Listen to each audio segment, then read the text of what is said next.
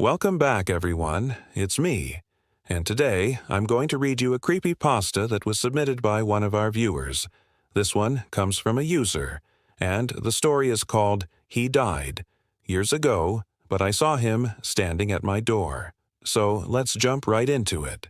I've just moved into my new apartment, or more accurately, we've just moved in. My fiancé and I have been living with her parents while we saved up enough money to buy a place of our own. We finally found a great deal on a 2-bedroom apartment. The only issue was it needed some work.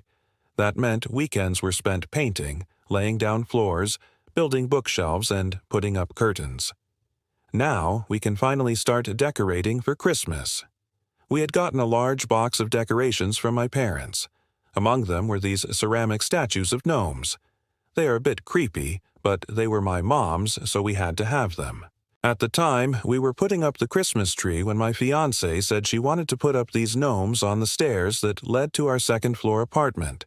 She went to go get them and came back with one in particular that caught my attention.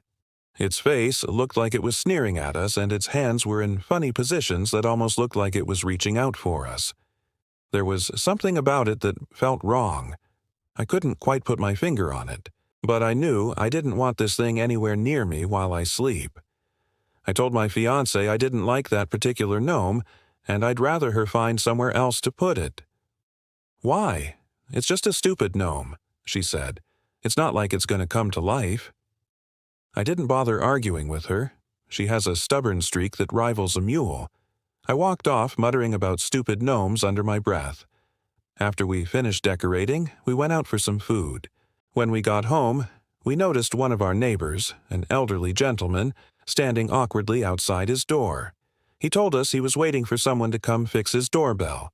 He was a nice enough guy, so we invited him over for some wine and conversation.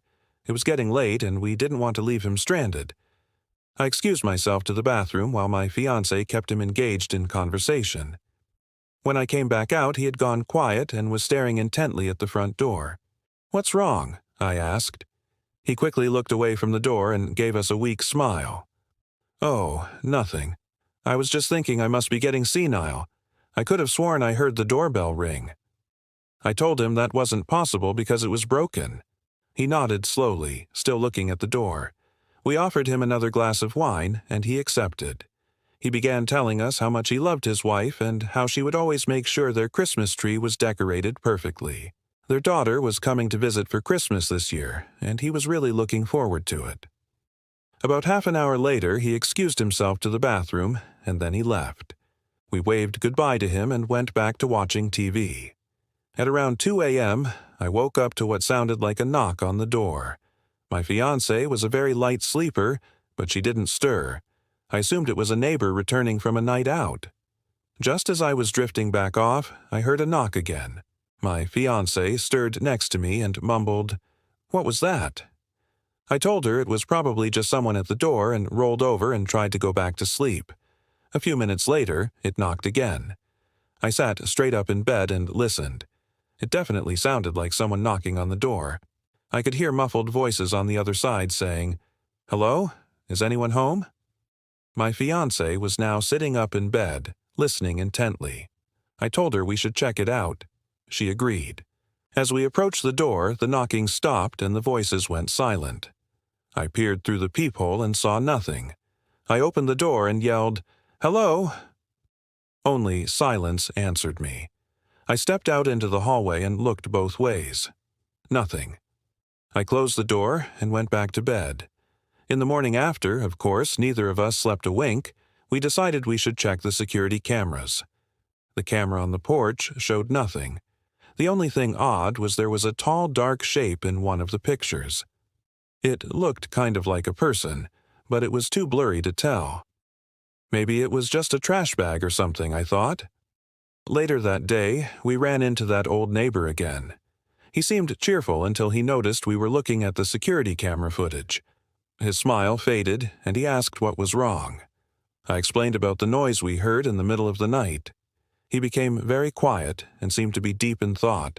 After a moment, he asked if we could look at the footage from earlier that morning.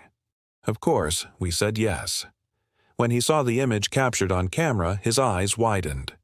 "What is that?" I asked. He shook his head slowly. "I don't know, but I think we need to talk." He invited us over to his house, and that's when things got weird. His living room was sparsely furnished. There was a chair next to a small table with a TV and video player on it. An old man in a wheelchair watched us enter his house. "Grandpa, who are they?" a young girl asked from behind him. "These are your new neighbors," the old man said. "Be nice." The girl shuffled forward and introduced herself. "Hi, I'm Lily." She looked at us with wide, innocent eyes. "You can play with me later, right?" She turned back to her grandfather and tugged on his sleeve. "Can we please have some cookies? I'll share with my friends." Her grandfather looked at her for a moment before turning back to us. Yeah, of course." He looked uncomfortable. We politely refused the offer of cookies and explained why we were there. The grandfather told us that whatever was in the picture was most likely just a stray cat. He said it was a big problem in this apartment complex. Cats getting in through open doors and windows and then not leaving. I wasn't convinced, but I didn't push the subject anymore. Later, we said our goodbyes and headed back home. That evening, we heard knocking again. Same muffled voices. I told my fiancé I was going to answer it. When I opened the door, no one was there. But when I stepped out to check, I saw a small figure standing on the stairs. It was wearing a Victorian nightgown and a bonnet. I stared at her, frozen in shock.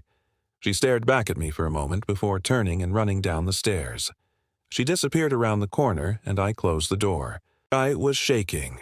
My fiancé and I huddled together on the couch trying to convince ourselves that what we had seen was just a figment of our imagination. We talked about ways we could secure our door better. We didn't want any strange people getting in. The next day, we went back to the old man's apartment to ask him if he had a daughter who might have been visiting. He looked shocked when we asked, and then he just shook his head slowly. "No, no daughter." He became agitated and started yelling at us. "How dare you accuse me of lying? Of course I have a daughter. Why would you think I wouldn't?" We apologized and left. Now we keep our door locked at all times. And even though the weird incident stopped after that, we haven't seen him since. Every time we hear a knock on the door, my heart skips a beat. Am I crazy, or does anyone else think it's weird that he has a young daughter but is also an old man in a wheelchair? Thanks for watching. If you enjoyed this creepypasta and want to hear more, then be sure to stay tuned. I've got plenty more where that came from. Also, be sure to check out our podcast. We have new episodes every Wednesday. And if you'd like to support the channel, we have a Patreon where you can get cool perks like submitting a story to be read on the channel and on our podcast. So thanks so much for watching and listening, and I'll see you next time. Bye.